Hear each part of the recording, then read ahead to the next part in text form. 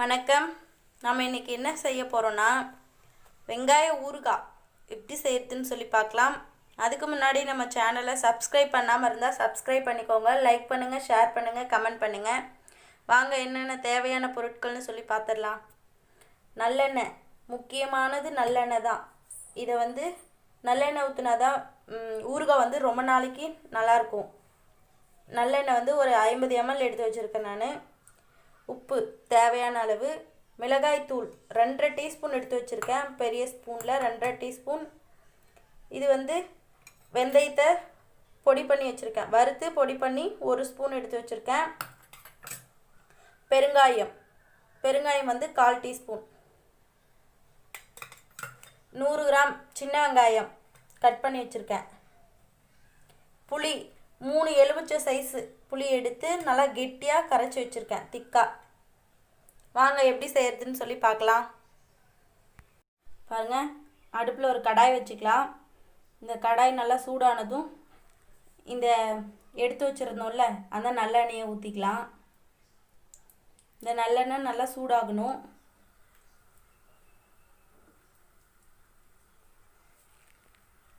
பாருங்கள், நம்ம ஊற்றின நல்லெண்ணெய் நல்லா காஞ்சிடுச்சு. இப்போது கொஞ்சமாக தாளிக்கிறதுக்கு கடுகு சேர்த்துக்கலாம்.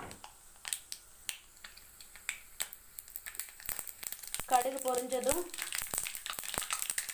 கட் பண்ணி வச்சுருக்க சின்ன வெங்காயத்தை சேர்த்துக்கலாம்.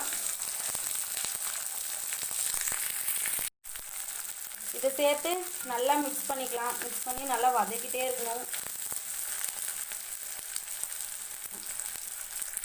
பாருங்க, வெங்காயம் நல்லா இந்த பதத்துக்கு வதங்கணும். வதங்கினதும் நம்ம எடுத்து வச்சுருந்த மிளகாய்த்தூள் 2.5 டீஸ்பூன் எடுத்து வச்சுருந்தோம்ல அதை ஃபுல்லாக சேர்த்துக்கலாம்.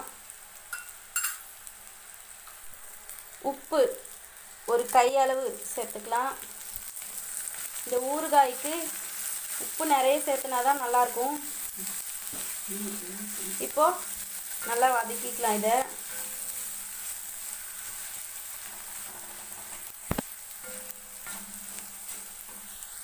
பாருங்கள், நல்லா ஒரு முறை மிக்ஸ் பண்ணி விட்டுட்டோம்.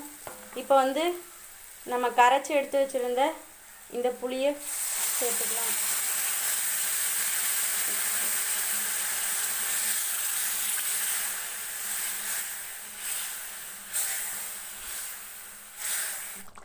பாருங்கள், நல்லா கொதிக்குது. எண்ணெய் பாருங்கள், அப்படியே ஃபுல்லாக எண்ணெய் ஊற்றுன எண்ணெய் ஃபுல்லாக நல்லா மேலே வந்துடுச்சு. நீங்கள் 100 கிராம் சின்ன வெங்காயம் எடுத்திங்கன்னா கம்பல்சரி 50 ml எண்ணெய் நல்லெண்ணெய் ஊற்றியே ஆகணும். அப்போ தான் ஊறுகாய் நல்லாயிருக்கும். பாருங்கள், இந்த மாதிரி கொதித்து வரும்போது அடுப்பை எப்பயுமே சிம்மில் வச்சிடணும்.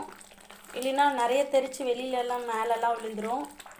அடுப்பை சிம்மில் வச்சுக்கோங்க. இந்த மாதிரி கொதி வரும்போது அடி பிடிக்காமல் இருக்கிறதுக்கு கிண்டி விட்டுட்டே இருங்க.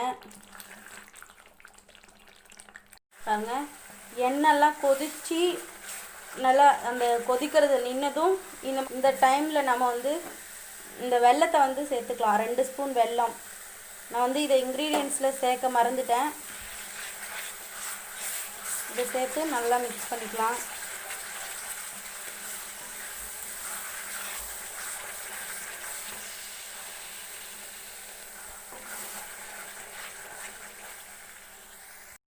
பாருங்கள், ஊறுகாய் இந்த பதத்துக்கு வந்ததும் நம்ம எடுத்து வச்சுருந்த பெருங்காயம்,